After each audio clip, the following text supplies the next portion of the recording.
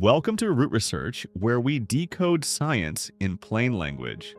Today we want to tell you a story about how the modern web quietly watches you, why blocking that surveillance often breaks the websites you love, and how a group of researchers led by Michael Smith and Pete Snyder, together with collaborators, found a way to protect privacy without breaking the internet. Let's start. Why should you care about this, even if you are not a programmer? Imagine this.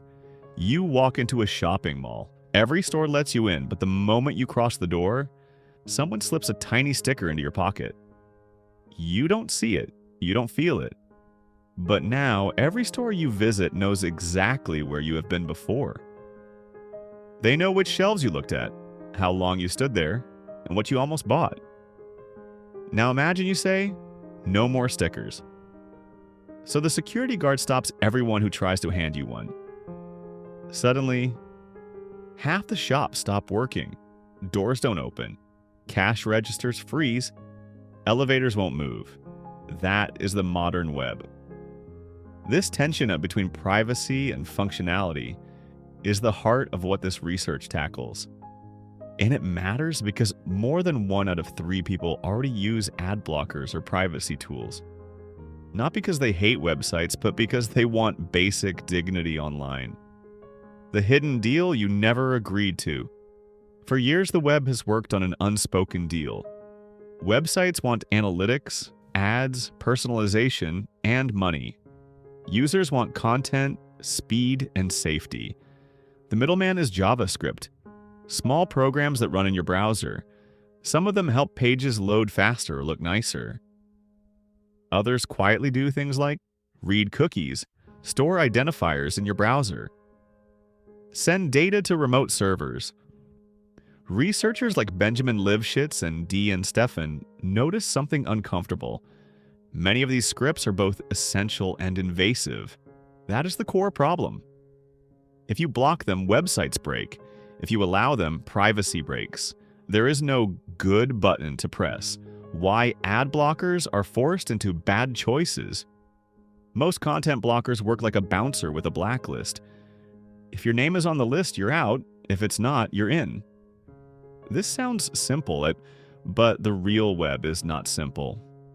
Some scripts are known trackers, but websites depend on them, so filterless ad exceptions, they say. Yes, this script is harmful, but let it run anyway, or the site collapses. That is like saying, well, this medicine has serious side effects, but we have no alternative, so take it. Over time, these exceptions grew into the thousands. The paper shows that more than 6,000 tracking scripts are allowed, back in just to keep sites functional. Privacy tools slowly lose their teeth. The obvious idea that doesn't scale. There's a smarter idea. Replace bad scripts with safer versions. Instead of letting Google Analytics spy, load a fake version that answers the same questions but doesn't collect real data. Sounds great, but here's the problem. Each replacement has to be written by hand. Every time the original script changes, the replacement breaks. This takes experts, time, and constant maintenance. That's why, in reality, only a few dozen replacements exist today. The web has millions of scripts. SugarCoat, a different way to think about control.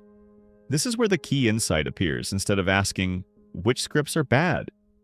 The authors asked, which actions are bad? Scripts don't magically harm privacy. They harm privacy when they touch specific things. Cookies, local storage, network requests. So what if you let the script run, but blindfold it? That is the core idea behind SugarCoat.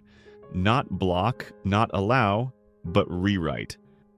Automatically, watching scripts behave instead of guessing JavaScript is messy, obfuscated, minified, hard to read. Static analysis, just reading the code, often fails. So SugarCoat watches scripts while they run. Using a modified browser, the system records which scripts execute, which APIs they touch, when they access storage or send data.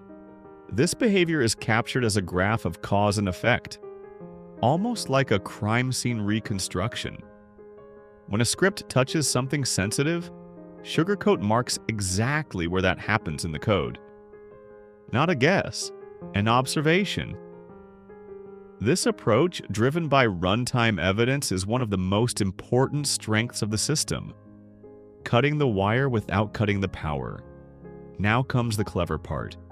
Instead of deleting the risky code, SugarCoat temporarily swaps the real browser APIs with mock versions. Think of it like giving someone a fake phone. They can dial numbers. They hear ringing. They think the call went through, but nothing actually leaves the room. The script believes it stored data.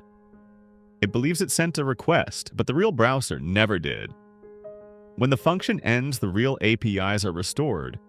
No global damage, no collateral effects. This scope-based rewriting preserves functionality while quietly killing surveillance. Why this doesn't break websites?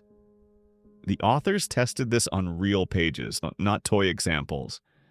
They crawled popular websites, including those known to break when trackers are blocked. Then they compared 3 scenarios. Let the tracking scripts run, block them entirely, replace them with SugarCoat versions. Blocking caused chaos. Missing buttons, broken layouts, dead pages. SugarCoat replacements behaved almost exactly like the original sites, from a user's perspective. But behind the scenes, something remarkable happened. Privacy-related actions dropped to 0. No storage calls, no tracking requests. That is not a small improvement. That is a fundamental shift. A real-world situation you've lived through. Picture a news website. You open it to read one article before school. The page loads halfway, then freezes. Why? Because a tracking script was blocked, and the site depended on it to initialize the page. Now imagine the same site with SugarCoat. The tracker loads. The site initializes. The page works. But your browser never sends your data to an ad network.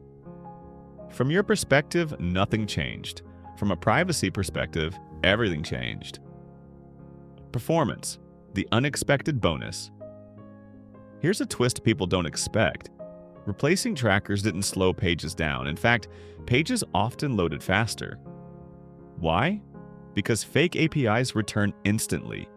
No network delays, no disk writes. The browser does less work, so privacy, compatibility, and performance improve together. Something that almost never happens in engineering. Why this matters beyond ad blockers. This idea goes further than browser extensions. Website owners could use this to include third-party libraries safely. App developers could limit what plugins are allowed to touch. Browsers could offer fine-grained permissions without rewriting the web. SugarCoat shows that we don't have to accept the false choice between usability and privacy. That choice existed because our tools were crude. The honest limitations. The authors are clear about what this does not solve. If a script never runs a certain code path during observation, SugarCoat can't rewrite what it never sees. This isn't magic, it's engineering. But the system can learn over time. More observations mean better coverage. And importantly, this approach works today with existing browsers and blockers. No waiting for standards committees. The bigger message hiding inside this paper. This work quietly challenges a belief we've accepted for years, that privacy must always come at the cost of functionality. Smith, Snyder, and their collaborators show that this trade-off is often artificial, a result of lazy tools, not fundamental limits. When you design systems that understand behavior, not just labels, new possibilities open up. The main outcome, in plain words, this research proves that you don't have to choose between broken websites and broken privacy. Tracking scripts can be neutralized instead of blocked. Automation can scale where manual work never could. The web can be safer without being less usable. That is a rare kind of result. A sincere thank you to the scientists who spent years untangling this mess so the rest of us don't have to think about it. If you like what we do here at RootResearch, decoding real science into human language, subscribe, share your thoughts, and leave a comment about what topic you want us to break down next.